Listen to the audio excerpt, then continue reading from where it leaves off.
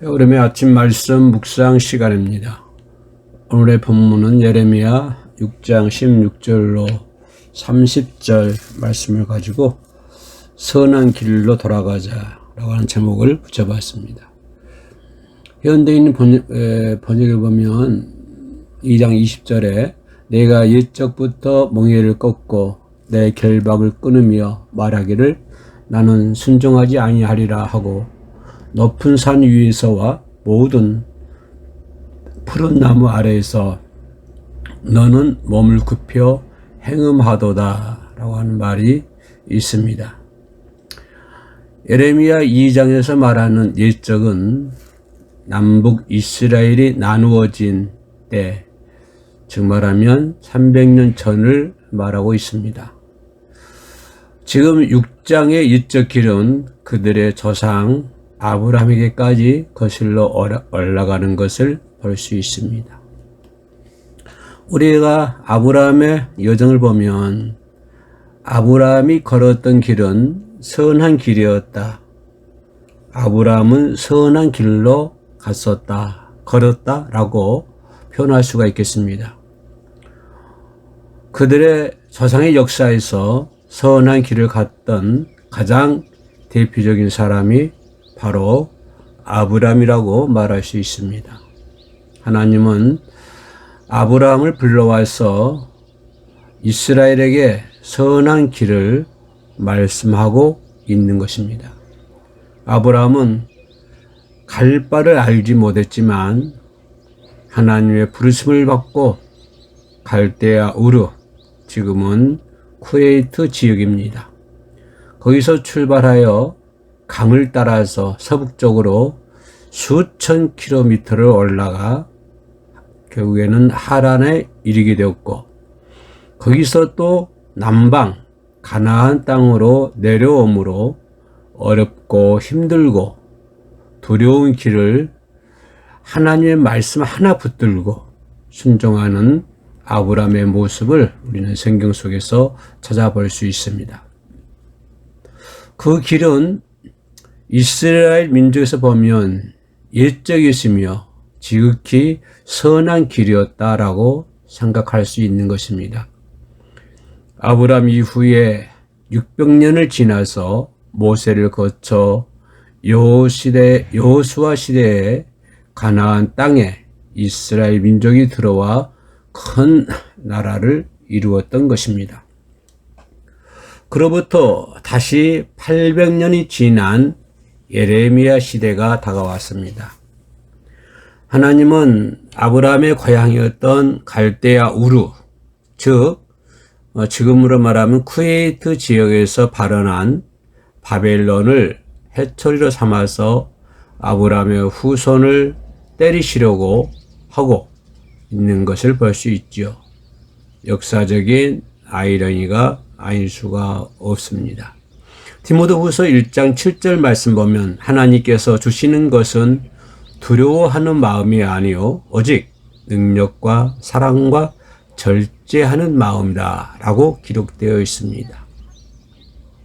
그런데 그 평강의 길을 외면하고 능력과 사랑과 절제하는 마음, 이런 길을 외면하고 자기의 완악한 고집을 따라서 멸망의 길을 자초하여 하는 유다 지도자를 보면 어떻게 보면 안타까움을 넘어서 너무나 불쌍하다라고 생각해 볼 수가 있습니다. 그렇다면 오늘 우리의 처지가 바로 그렇지 않은가 생각을 해봅니다. 인간은 심판을 받아야 깨달을 수 있는 것입니까? 오늘 본문 예레미야서 6장 16절 17절 보면 유대인들의 완악한 고집은 않겠노라 거절하였습니다 라는 말에서 찾을 수가 있습니다.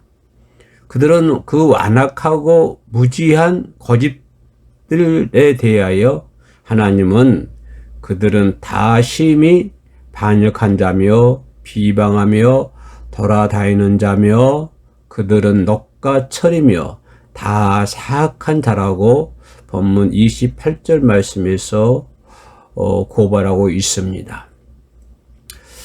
우리는 하나님의 말씀이 주어져도 우리는 매일매일 하나님의 말씀 속에서 살고 있습니다. 매일매일 우리에게는 하나님의 말씀이 주어지고 있습니다.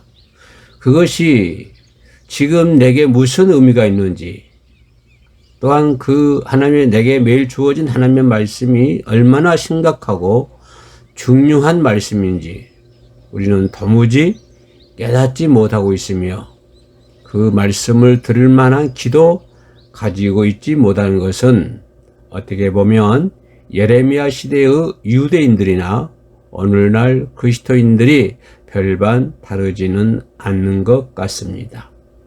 특히 요즘은 각종 유튜브라든가 모든 미디어에서 얼마나 많은 하나님의 말씀이 홍수처럼 쏟아지고 있습니다. 지금은 말씀의 홍수 시대라고 얘기할 수도 있습니다. 그러나 그것을 듣는 사람이 매일 듣고 있으면서도 지금 내게 무슨 의미가 있는 거지? 얼마나 심각한 것인지? 얼마나 중요한 것인지?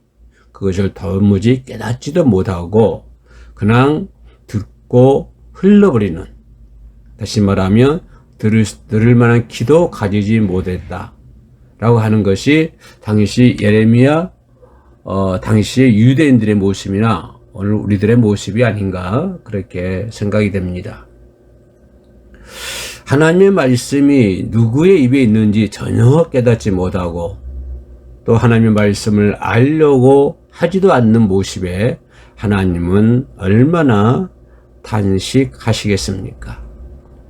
수없이 많은 하나님의 선지자 또한 파수꾼을 세워 망대로 요새로 삼았으나 본문 17절 27절입니다.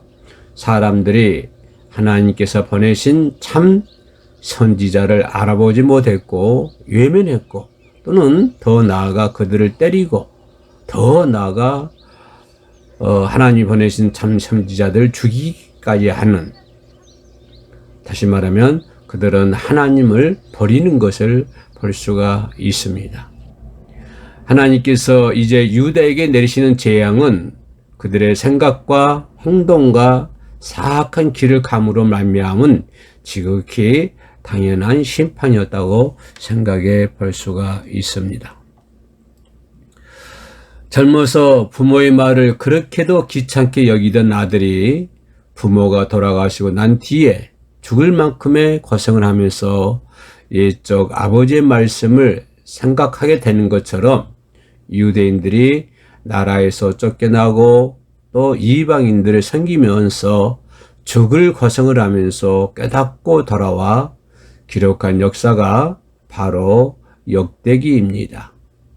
역대기에서 유대인들은 하나님의 주권과 자기의 조상들의 죄를 온전히 인정함으로 기록하는 것을 볼 수가 있죠. 모든 제사장들의 우리머리들과 백성도 크게 범죄하여 이방 모든 가증한 일을 따라서 여호와께서 예루살렘에 거룩하게 두신 그의 전을 더럽게 하였으며 또한 그 조상들의 하나님 여호와께서 그의 백성과 그 거하시는 곳을 아끼사 부지런히 그의 사신들을 그 백성에게 보내어 이르셨으나 그의 백성들이 하나님의 사신들을 비웃고 그의 말씀을 멸시하고 그의 선지자를 욕하며 여호와의 진노를 그의 백성에게 미치게 하여 회복할 수 없게 하였던 것입니다.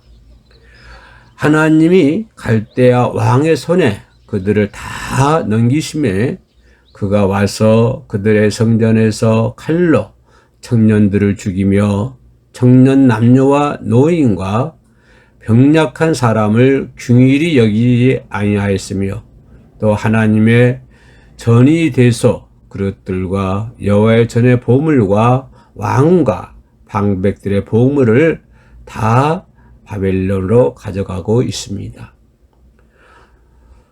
역대하 36장 14절로 20절 보면 또 하나님의 전을 불사르며 예루살렘 성벽을 헐며 그들의 모든 궁실을 불사르며 그들의 모든 귀한 그릇들을 부수고 칼에서 살아남은 자를 그가 바벨론으로 사로잡아 갔다라고 기록하고 있습니다. 유대인들은 바로 70년 포로 생활을 거침으로 비로소 아브라함의 선한 길로 돌아가야 함을 철저히 깨달았던 것입니다. 옛적 조상들의 선한 길을 따르는 삶을 어떻게 살 수 있을까요? 우리는 하나님의 말씀을 알고 순종하는 경험을 많이 쌓아야 될 줄로 믿습니다. 끝까지 시청해 주셔서 감사합니다. 살롬.